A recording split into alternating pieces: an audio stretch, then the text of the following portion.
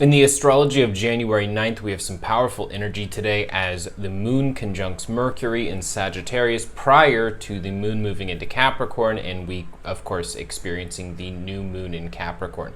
So this is kind of like a new cycle that's beginning just before another new cycle, and it's going to be very strong this month, especially as the sun is in a trine with Uranus while it's in a semi-square or an octile with Saturn. So what we're going to be experiencing is essentially the call to think differently about what we're doing, how we're doing it, how we're expressing ourselves, if we're even expressing ourselves. And when the sun is in its octile with Saturn, we know that we're going to be hit with some information that's going to be difficult to understand what exactly to do with.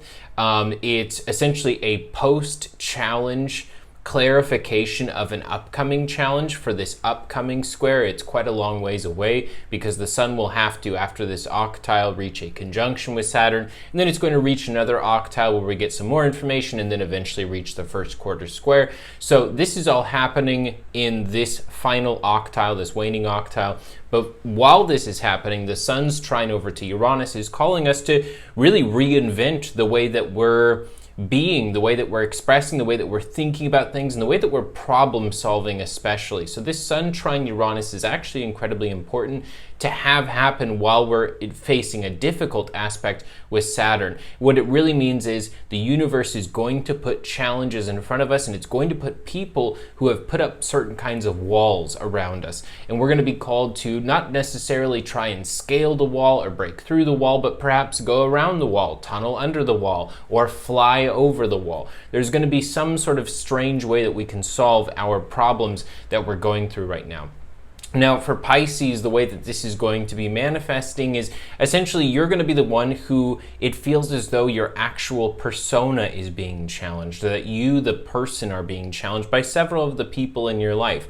Whereas for Aquarius, these challenges that you're called to overcome are going to be much more about the results of things. You know, for example, getting what it is that you made a deal for or negotiated. There are going to be people who, after you've completed some task or after you've held up your end of the bargain, are then going to be trying to negotiate post-deal, and it's going to feel as though you essentially need to really stand your ground on what you have, or think of a much different type of solution if this person is suggesting that they simply can't do something that they said they were going to be able to do.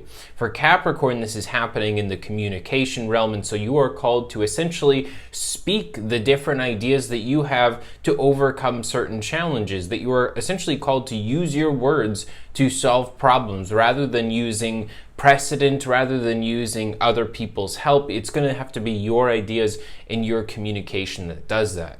For Sagittarius, in many ways, this is overcoming, basically familial conditioning, as well as overcoming your comfort zone, feeling as though you have to step outside of what it is that you've kind of wanted to stay nestled and cozy in for quite a while, whether that be a certain ritualistic routine, whether that be, basically an area of life where you're very comfortable, and you are called to do something that you don't necessarily want to do, but it will yield a very great result if you do that. Because once again, when we're challenged by Saturn and encouraged by Uranus, we know we have to break free from the steel box. We know that we can't be contained within this particular area for too long, and that we've got to find a way to get out of that.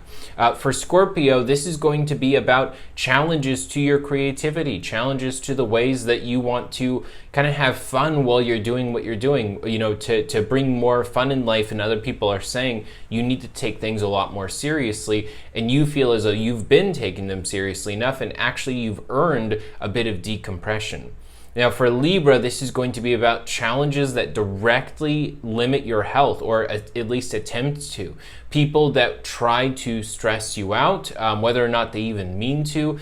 Situations that are really causing you to confront your anxiety. It can be really difficult to experience that.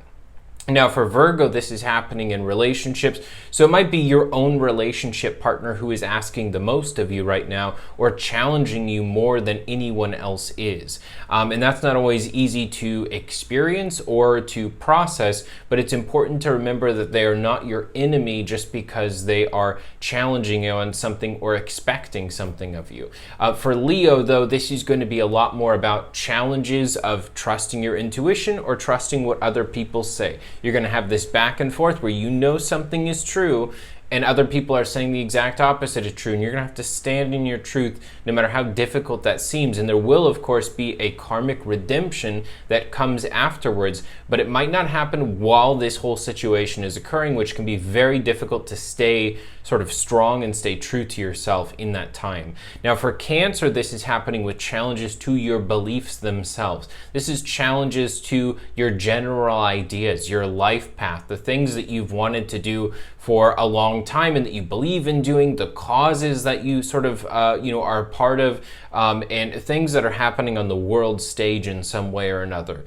Whereas for Gemini, this is happening where there are challenges to your destiny. This is challenges to your big plans. And so if other people today are naysaying, it's very important not to just dismiss what they're saying, but at the same time to understand that if you've got some aspect that they haven't seen before, some different idea that they've never comprehended, that it's okay for you to perhaps be an inventor of a different way of being or a different way of solving problems than other people around you have experienced before. Sometimes that's exactly what the world needs. They need a different perspective.